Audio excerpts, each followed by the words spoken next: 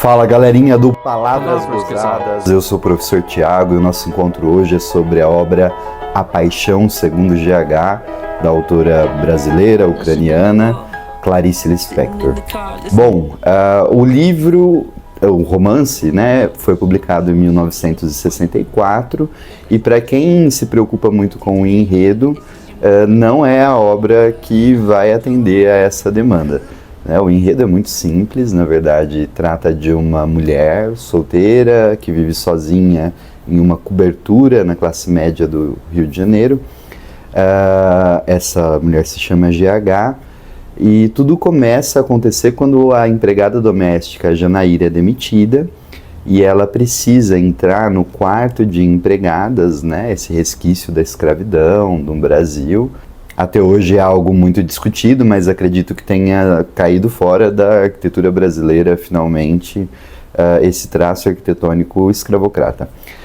Fato é que a GH, essa mulher de classe média no Rio de Janeiro, após demitir a empregada, ela tem a decisão de entrar nesse quartinho onde a empregada vivia. Ela imaginava que esse quartinho seria caótico, porque ela mesma deixava as suas coisas, entulhos e pastas e arquivos, tudo ali, como se fosse também um quarto de despensa, né? E para surpresa da GH, quando ela entra nesse quarto, ela encontra um quarto extremamente organizado, com as paredes muito branquinhas, um cenário muito limpo, organizado e ao mesmo tempo quase que sem vida. O que ela encontra de surpreendente nesse quarto é que nas paredes havia um desenho feito por essa empregada doméstica de nome Janair, e nesse desenho se observa apenas a imagem de um homem, uma mulher e um cachorro, mas apenas traços, eles não estão preenchidos, como se fosse uma pintura rupestre. E isso tem um significado especial na obra. Primeiro, por remeter a essa ancestralidade rupestre que deixa essas pinturas muito ingênuas, básicas e simples, né, nas paredes. E o outro sentido também é que essas pinturas estão vazias, né? Só existe o traço, o contorno de um homem, uma mulher e um cachorro. A Janair decide, então, abrir a porta do armário e aí uma barata escapa. Ela tem uma reflexão grande, matar ou não matar, né? Como lidar com esse instinto de nojo, asco. Ela fecha a porta do armário, esmaga a barata e aquele líquido branco do inseto extravasa. É a partir desse encontro, né, desse extravasamento desse líquido da barata, que acontecem as grandes reflexões da obra. É um ponto de partida. E aí a Clarice Lispector barra a narradora, né? É uma obra literária, embora tenha muito da Clarice Lispector, é uma narradora, a gente está dentro do campo da ficção.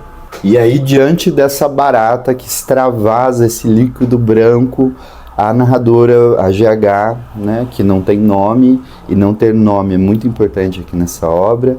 Há muitas especulações sobre o que pode significar GH. Eu tenho as minhas hipóteses, não vou contar para vocês. Opa, o microfone caiu. Eu tenho as minhas próprias especulações, não vou contar para vocês. Acho que é legal que cada um imagine, se a autora não definiu. É sinal que não é algo que deve ser feito de definição comum, né, para todas as pessoas. Há quem diga que GH signifique gênero humano, ou simplesmente essas duas letras, né, elas só deixem no ar que isso pode tratar de qualquer pessoa, o que eu não sei se concordo também, em parte sim por essas reflexões sobre o que é a vida, o que é se definir como ser humano, o que é se perceber como construção de identidade.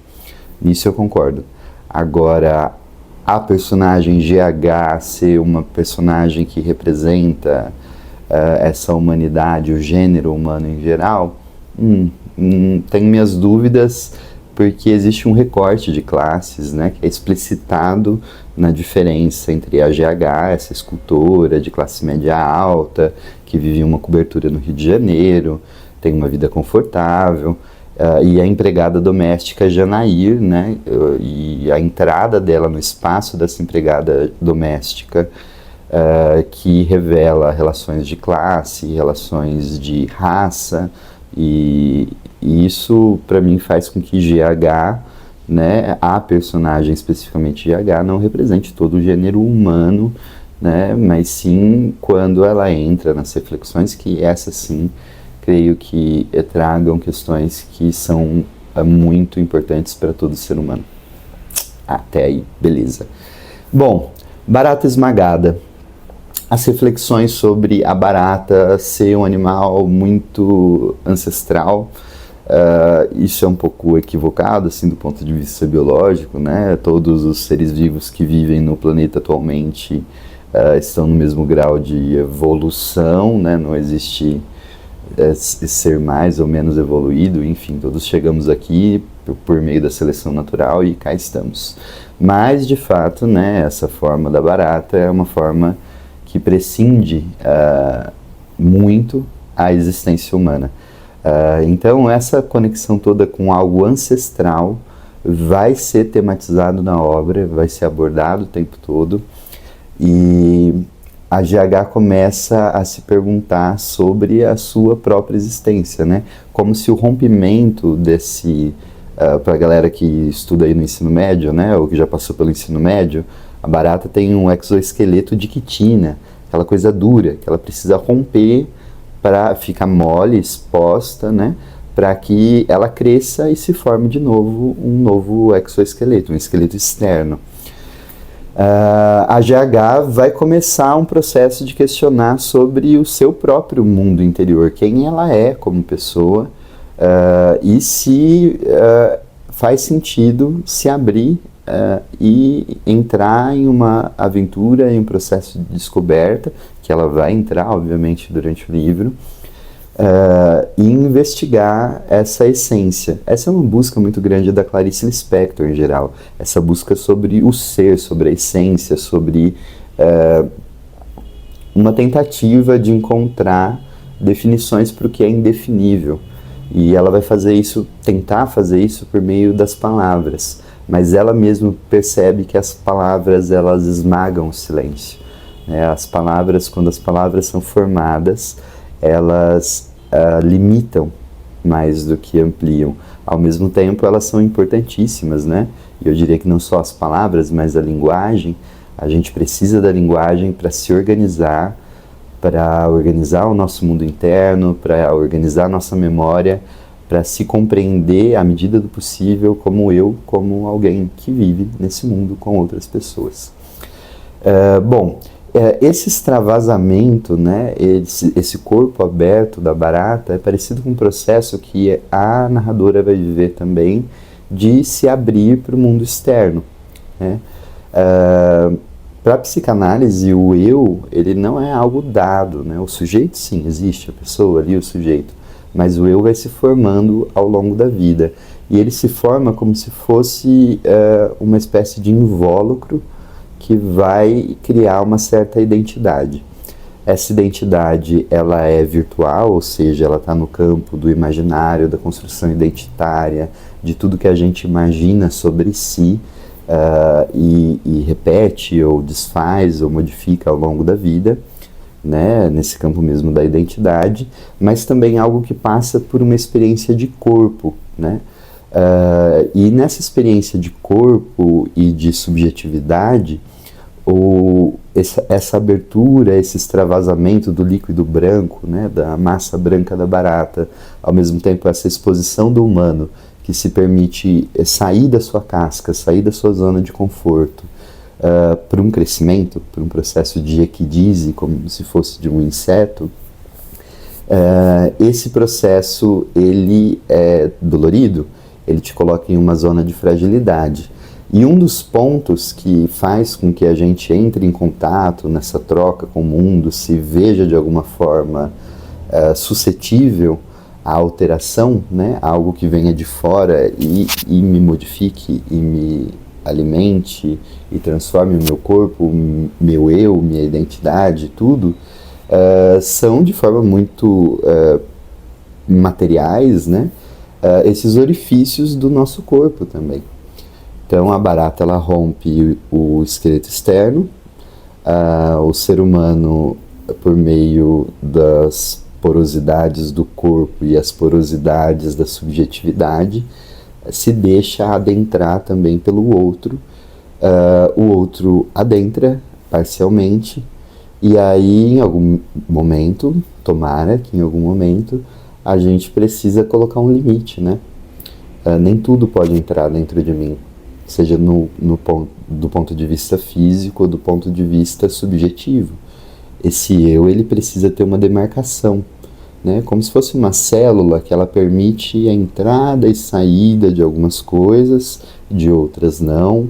Existe uma regulação. Então esse eu, identidade, ele precisa ter essa seleção, né, do que entra e do que sai. Isso não é fácil, né?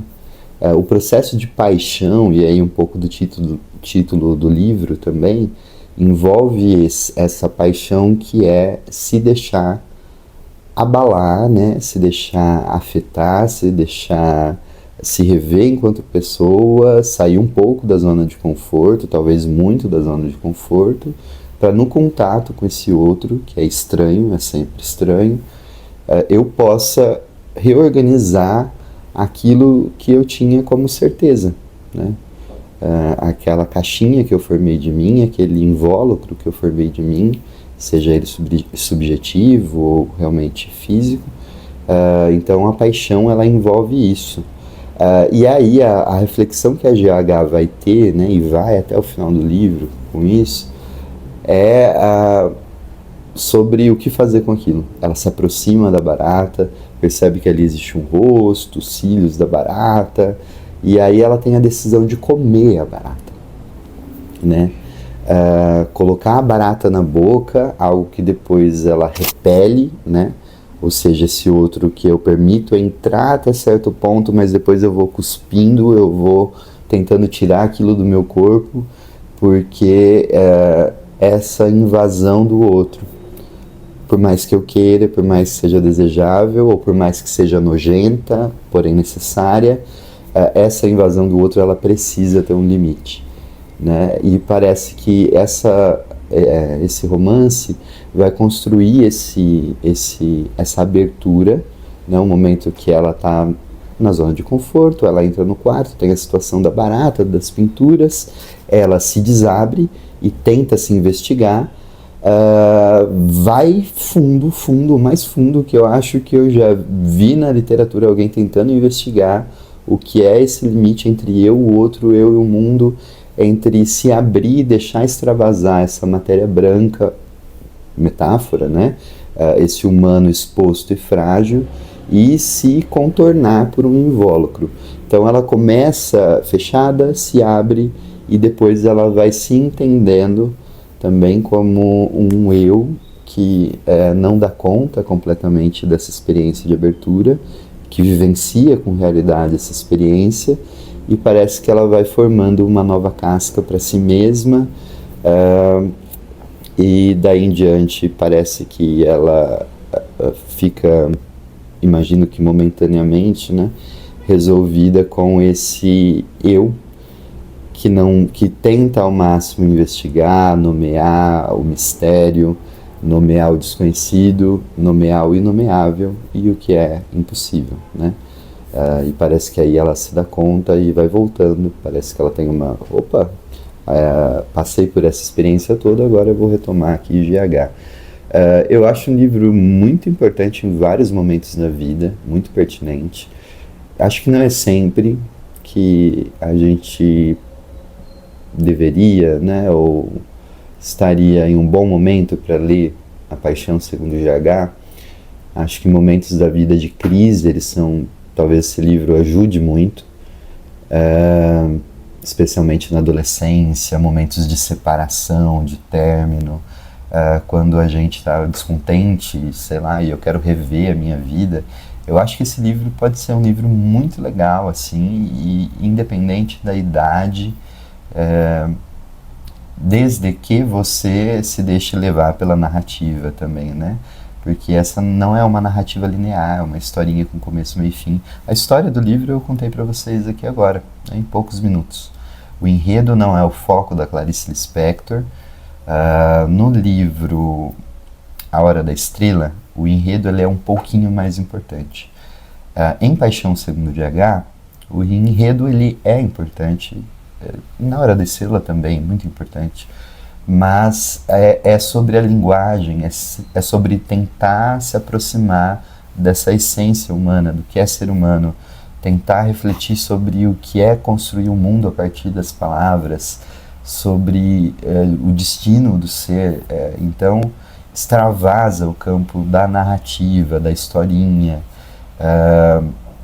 Então, para entrar nesse livro, acho que precisa ter essa consciência que você vai entrar num fluxo muito grande de pensamento.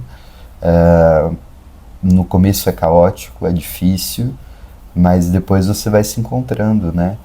O que eu acho muito curioso também, que reflete muito a forma como a gente pensa, como a gente vive, né? A vida e o pensamento, eles não são ordenados como a historinha do Era Uma Vez, e aí você tem um comecinho, meio, fim, a história toda amarradinha, com coerência e coesão.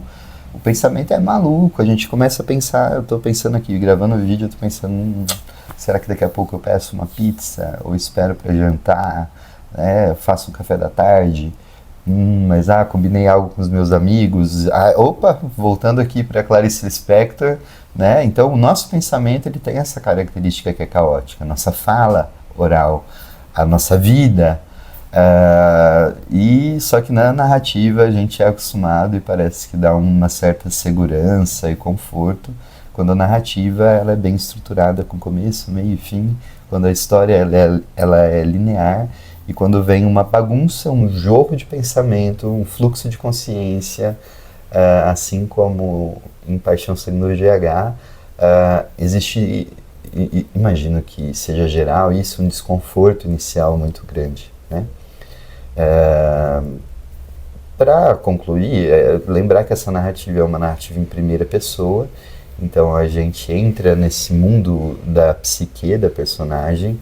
Existe uma influência muito grande da psicanálise aqui, que é óbvia. Outra referência muito grande aqui é a obra Metamorfose, do Kafka, autor tcheco, que tem essa transformação inicial do personagem, e ele se metamorfoseia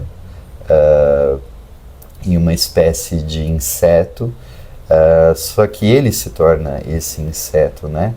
Acho que existe uma diferença aqui com a Paixão Segundo GH, porque a GH, ela não se torna a barata, né?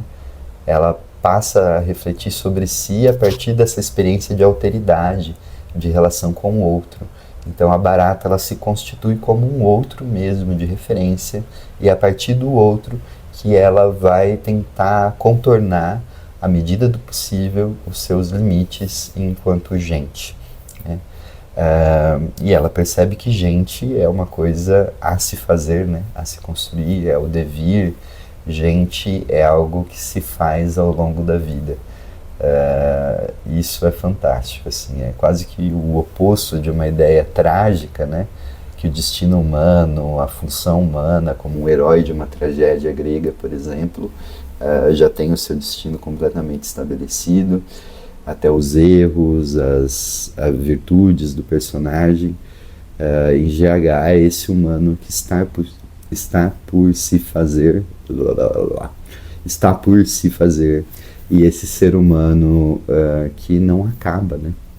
Não acaba de pensar, não acaba de tentar se definir, se entender, e talvez acabar seja a morte, né?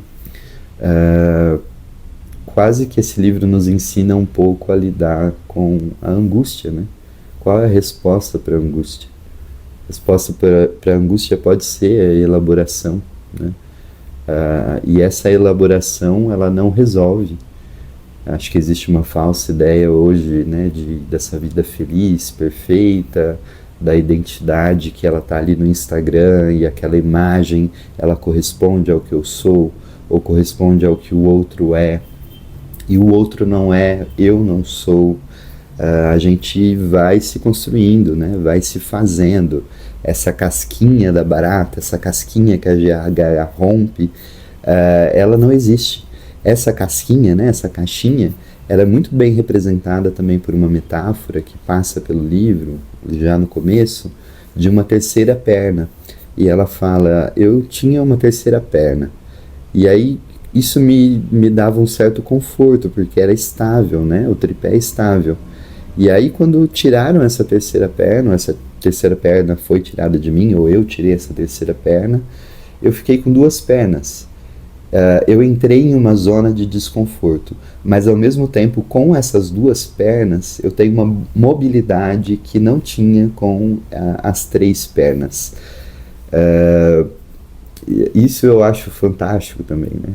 Existe uma coisa muito boa da estabilidade. Em alguns momentos da vida a gente precisa construir a casquinha e tá ali no tripé, na zona de conforto e ficar de boa e tal.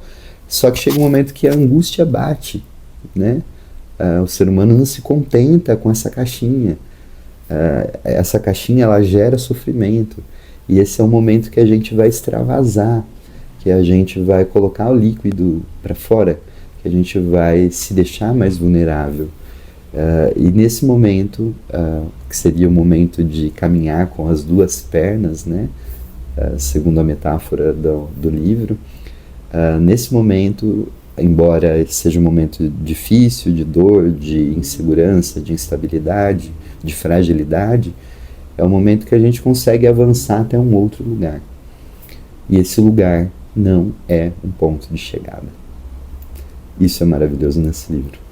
Enfim, eu fiz esse livro pensando no pessoal que está no primeiro ano do ensino médio, que vai ter esse livro no vestibular daqui alguns anos.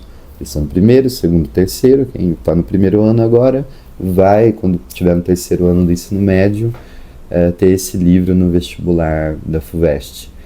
Mas eu não queria que fosse um vídeo que ficasse só focado no vestibular, esse especialmente, né? Que, sei lá, quem tivesse interesse pudesse ler o livro, pensar sobre essas questões e comentem comigo, né? Se não quiser escrever no YouTube, me manda uma mensagem. Claro, escrevam coisas no YouTube e, por favor, siga o meu canal, dá like, dá curtida, isso é importante. Tirando isso, tentem ler o livro, né? Especialmente se vocês estão nesse momento que eu descrevi, que são momentos de algum tipo de desconforto, de angústia, né? Pode ser que durante o caminho do livro essa angústia ela fique muito evidente, ainda mais evidente, mas eu acho que é um livro que ele te dá a mão e te leva até o final dessa angústia, da elaboração, né? Não que se resolva a angústia, não que se resolva qualquer tipo de coisa, mas eu acho que é um livro que tem essa capacidade. É um livro que tem a capacidade de levar a gente de um lugar para o outro. E por mais difícil, e por mais doloroso, e por mais pesado, né, do ponto de vista do pensamento filosófico, das coisas, das questões que ele aborde, eu me sinto, depois de Paixão Segundo GH, sempre melhor. Bom, é isso. Um vídeo muito difícil de ser feito, porque em cada leitura, né, de um livro como esse, você percebe coisas diferentes. Então o vídeo, de alguma forma, ele é um recorte de um momento. Esse é o meu momento com Paixão Segundo GH. Vão me falando qual é o momento de vocês com Paixão Segundo GH, e a gente se vê no próximo vídeo. Um beijão!